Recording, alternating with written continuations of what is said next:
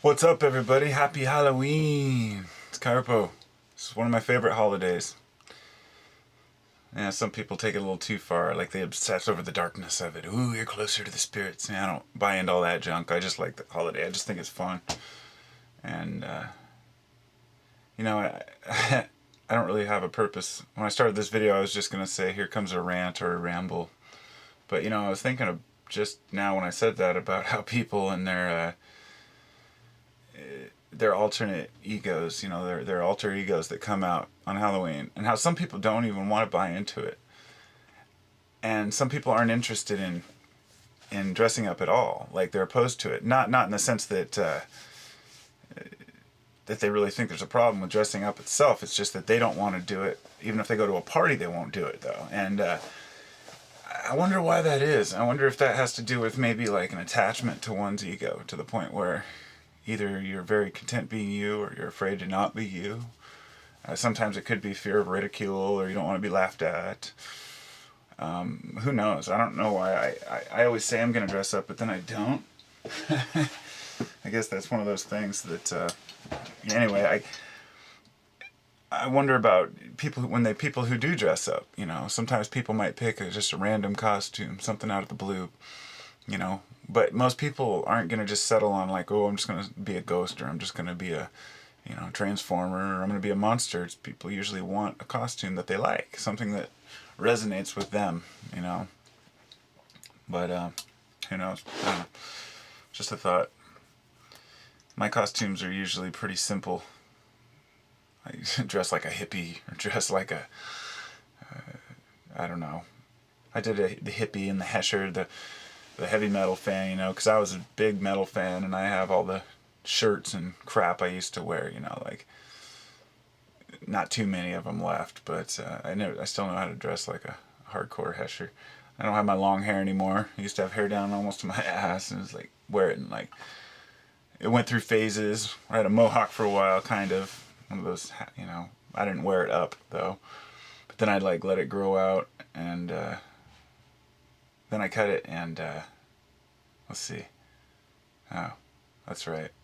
Yeah, I used to put it in braids. Yeah, good days, good old days. So,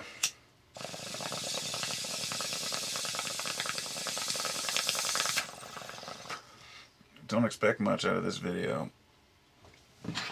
Just me. I have so many ideas going through my head the last few days. I've been really, I don't know, a lot of different things have been going through my mind, and I don't know how to share it. So I just feel like I'm kind of cornered into just, if I want to do a video, just talk about something random, because I can't express some of the things that I want to, because the uninitiated, I guess, would not understand. What I mean by that is, if you haven't already delved into several concepts behind the type of things I talk about, then you have to have kind of a groundwork, a framework to make these things make sense. And it's most of you out there who do a type of occult research know that the connections become much stronger as you process and go through the phases of learning. And all of a sudden you're able to recognize things that previously would have evaded you. I guess a good example would be a symbol, like a triangle, or the G inside the triangle in Freemasonry, or, the cross, even the Christian cross that's based on. I can't even go into it. And it's funny because people speculate with all these, theories about where these things come from. And over the years, I've heard so many people that are so adamant at believing that a particular thing came from one particular place, whether it be a story or a symbol, and completely missing the boat, completely missing the point. It's always something simpler than it seems. Everything's about a balance, and at the same time, everything's about numbers, but I guess math is the language of God, as they would say, and you know, you don't have to be a phenomenal mathematician to understand the concepts, but you have to be interested in it. Dig a little deep.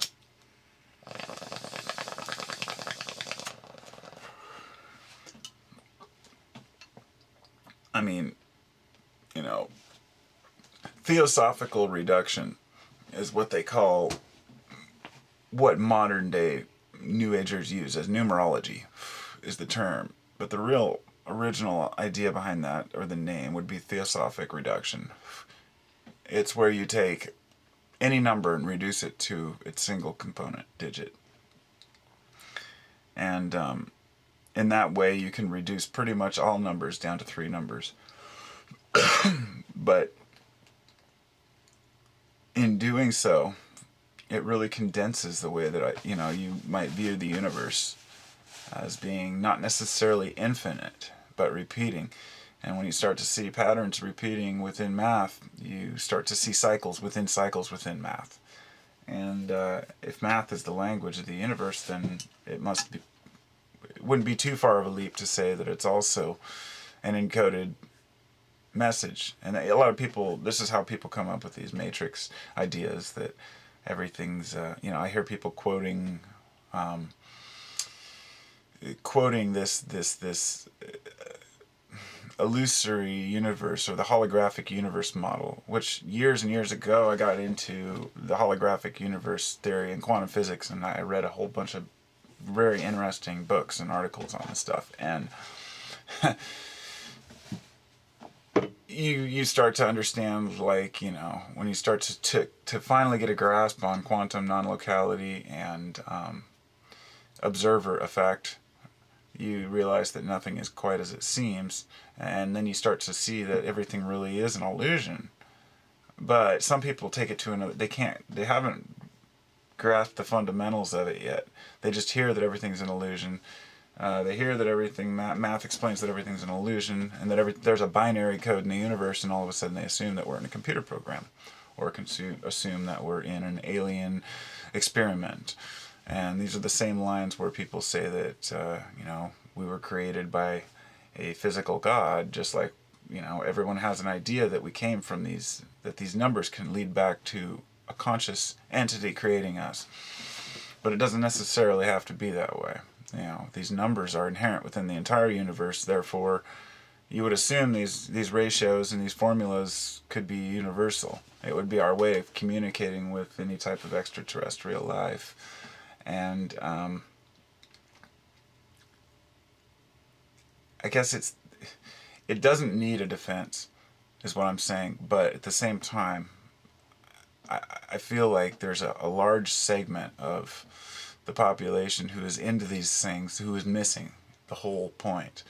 It always comes down to the basics, the ego, the non-ego, and everything cycles back. There's the period between where things are renewed, which is symbolized by the number 4. That is the renewal. The number 4 symbolizes renewal. I can't get into the details of how the formula works, but it's a very basic cycle that repeats over and over. And this is how a lot of the New Age systems started deriving their ideas. They'd take old occult sciences, things that have been around forever, and they'd put it in a formula, and then it's dubbed New Age. I don't like New Age title. I don't like it when people say that, when they, when I try to explain something to someone philosophically, and then they come back with, oh, that's a bunch of New Age jargon. What do you say to that? It's not New Age. This is older than anything. Predates all religions. These ideas are archetypes and allegories within man's mind. They are always here with us, and they can be described through numbers just as through symbols. And while numbers may be able to convey the message, I guess the idea would be that numbers, the symbolic representation for numbers, should I say, which we use the number 1, the number 2, the way that they're written, those things are pretty well universal within our world right now. However, it might not always be that way. What I'm saying is that if all of the secrets, all the occult sciences were left in numerical fashion, in numerical value, it could get complicated to decipher if you didn't understand the meaning behind the numbers themselves. But when you put it in a symbolic form, you can represent an entire formula with just a symbol. That's what I'm saying. Like, say, a circle with a dot, or a circle with an X through it. Or maybe you could extend those X's beyond the edge of the circle for a different representation. Or a triangle within a square, or a square within a circle. All of these symbols can be traced back to their numerical values and representations of the planet and the universe. And I spoke yesterday about this idea of the Yod He Vav He, or Yod He Vav He, or Yod He Vav He, however you want to pronounce it, it's irrelevant. What is relevant is that those four terms, what are considered the Word of God, those are represented by the numbers 1 through 4. And they represent the cycle. And the first word, the first Hebrew word there is Yod, which is, I believe, the 10th letter of the alphabet, Hebrew. And Yod, just like it sounds, Y-O-D, has multiple meanings, but the main two meanings it has is, one is the Hebrew letter, and the second one, the definition of a Yod in astrological terms, is a conjunction of three planets. I believe it's a conjunction of three planets that are opposed to each other at certain degrees.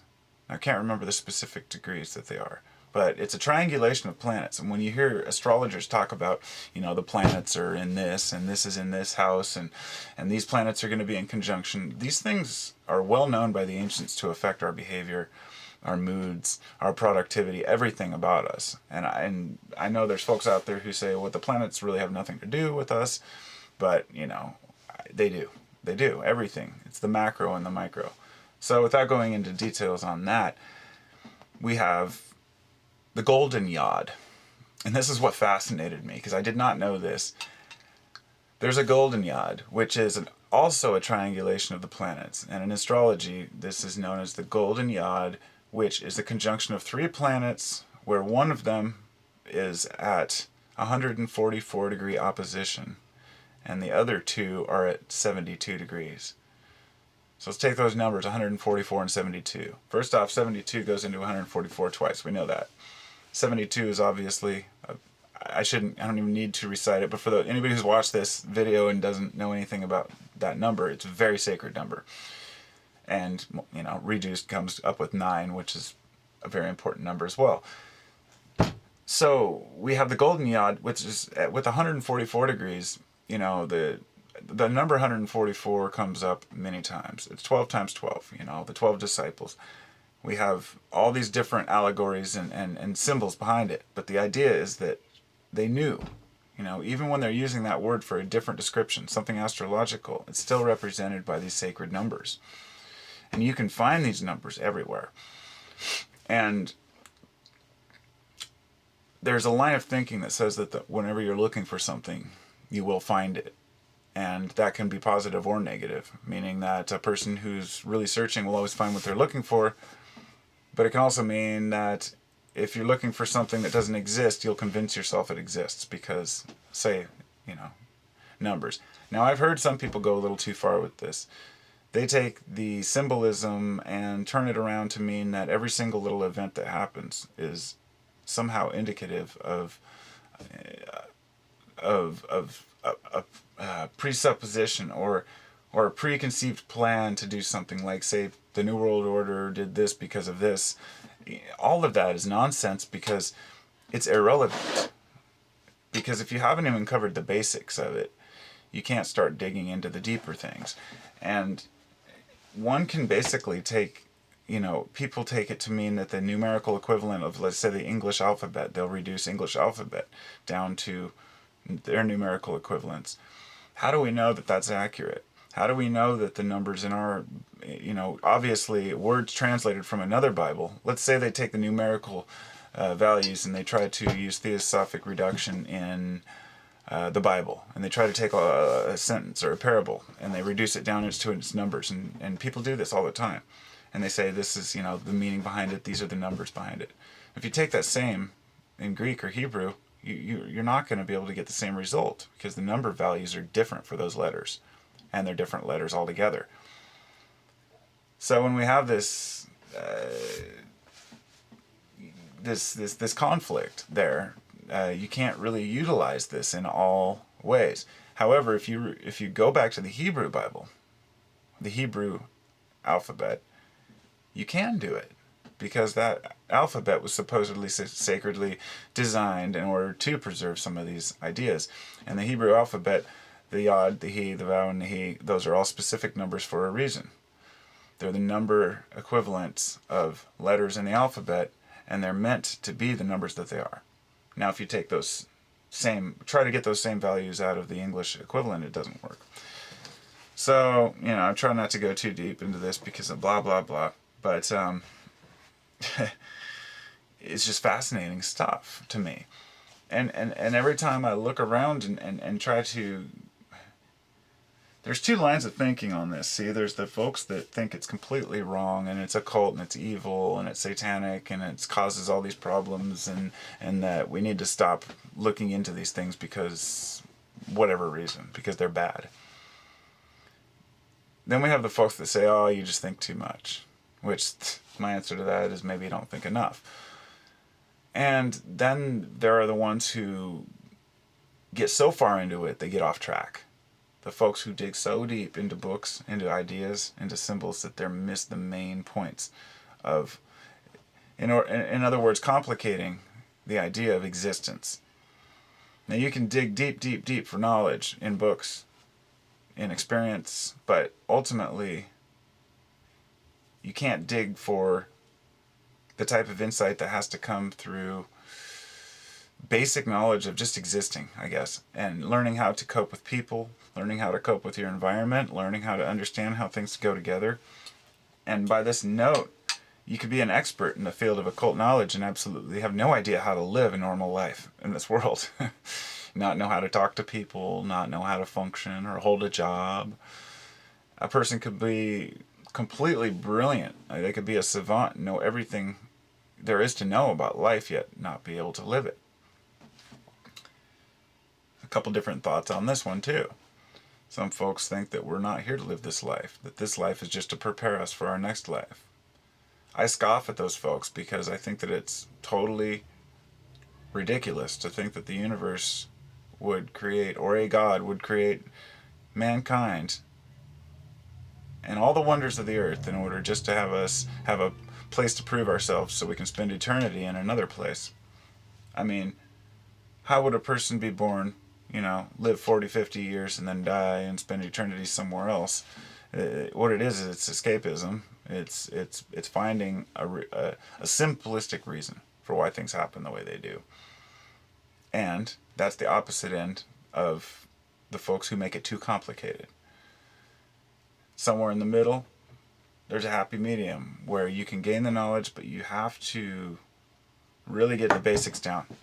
And the basics are living. There's nothing that can be taught except for maybe what others have learned, like Buddhists, Hindus, folks who have, built religions based on a lot of history that is not menacing or damaging to the rest of the world.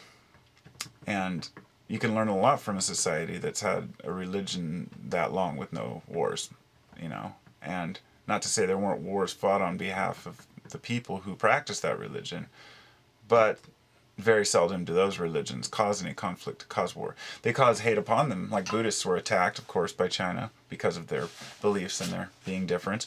But my point is, why would they hold on to something like that if it didn't work for so long? If they're not gaining from it, why do they do it? And the answer to that is that they don't wish to gain. I guess I'll end with this little story that I heard yesterday, because it just popped into my mind. It's a perfect ending to this.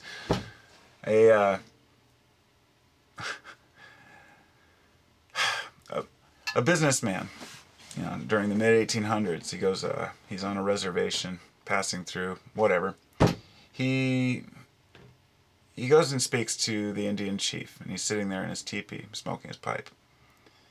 And so he sits down, and he says to the Indian, "Why don't you work?" And he says, "Why should I work?" And he says, "So you can have money." And the Indian chief says, "What's money?" He said, "Well, it's what you use to buy things." And he says, "Why?" He says, "So you can have more. So you can build up more money in your life, and you can have more money. You could buy a bigger teepee. You could buy a new horse." And he says, "Why?" And he says, "Well, so you can have more stuff, and then when you're old, you can retire and have enough to live on." What is he? Fuck! I ruined it. He says, "Then when you retire, you can retire and spend your days in leisure." And the chief looks at him and he says, "You work. I have leisure now."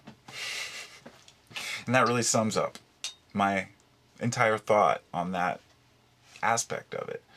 That people spend their entire lives looking for the next thing. And then they retire and think that this is the golden years. They have this image that's been put in their mind. We have to break away from this. Completely have to. It's one of the most important things, is to break away from the image that you're supposed to start work when you're 18. You're supposed to leave home when you're 18.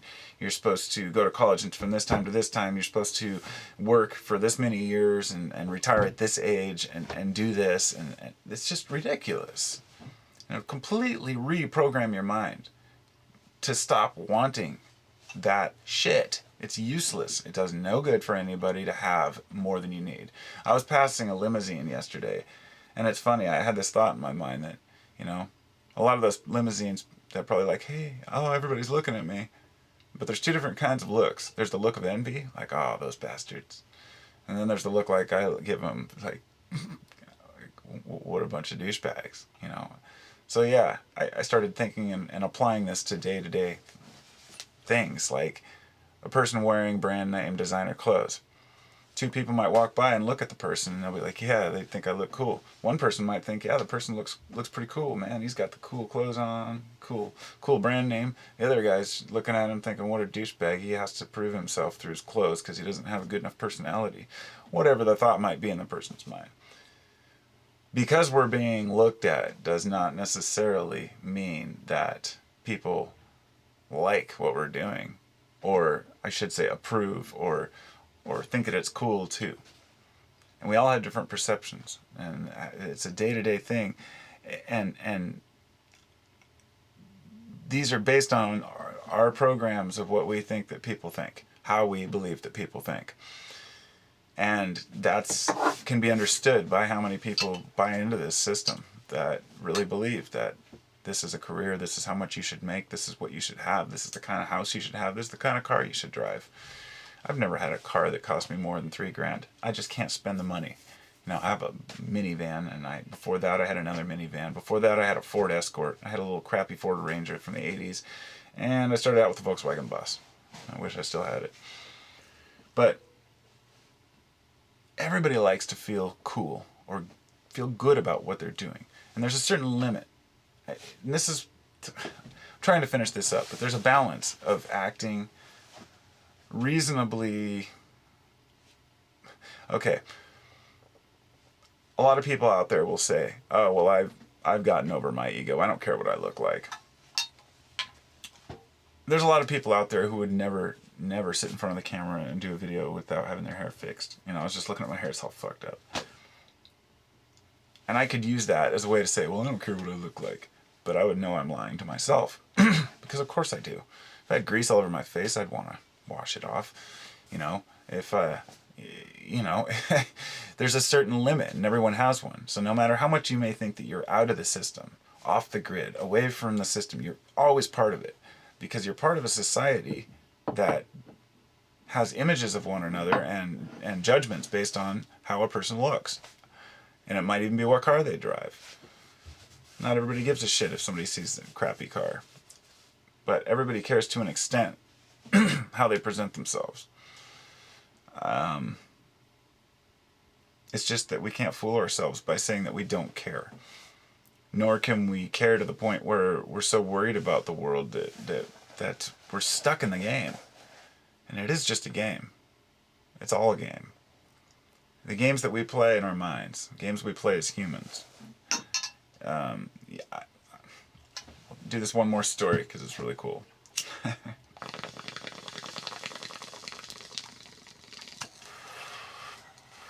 They did an experiment.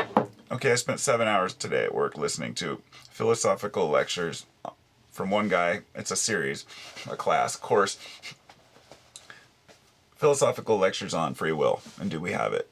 And I was going to make a video on that, but it's too beyond. I can't cover it. It's much too deep. These whole different reductionists and extremists and existentialism and, you know, they did an experiment with free will with ducks because they wanted to know how if animals are behaved or if they're smart enough and intelligent enough to make decisions, I guess, intellectual decisions. So they took 33 geese or ducks, and they had two people on benches, one person over here, one person over here, a ways away, and each person had breadcrumbs that they were throwing out. Now the first person was throwing them out every 10 seconds. The second person was throwing them out every 20 seconds. So there were only half as many going out. The question was, how many ducks would spend the time with the maximum production side, the person has the most, and how many would go to the other side, because they come less often. But if there's less geese, well, the results, of course, were, perfectly as you might think. The average was 22 on one side and 11 on the other side, exactly 50%. Now, they thought, well, I wondered why some geese go over here and some go over here, but by watching the actual ducks, they saw that it wasn't just one group over here, one group over here. Each single duck spent about average of 2/3 of their time on one side and 1/3 of their time at the less productive side, showing that they make these decisions and go back and forth. The idea was to show if nature was, why it's important to be unpredictable in your life.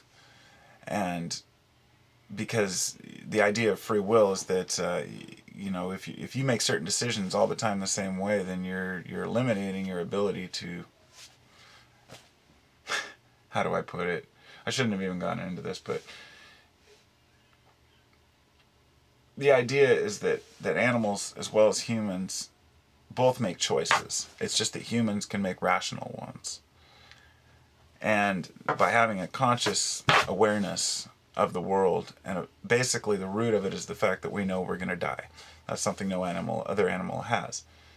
And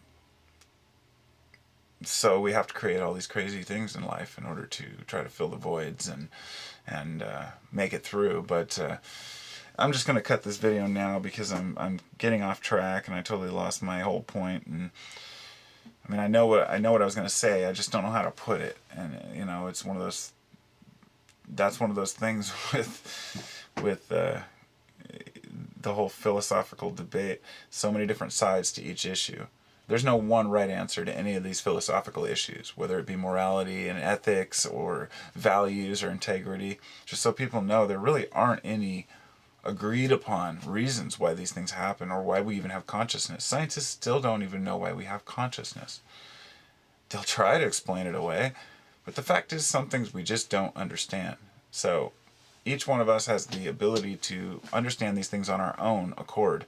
And I urge each person to not believe some of the people who say, oh, you've got it wrong. Who say, oh, you're missing it. No, it's right here. This is the answer. Because I always welcome somebody to correct me if I have, mispronounced something or mentioned something in a video that I was mistaken about. Yeah, it sucks to be wrong, but it's good. It's better to be wrong and admit it because you can grow. So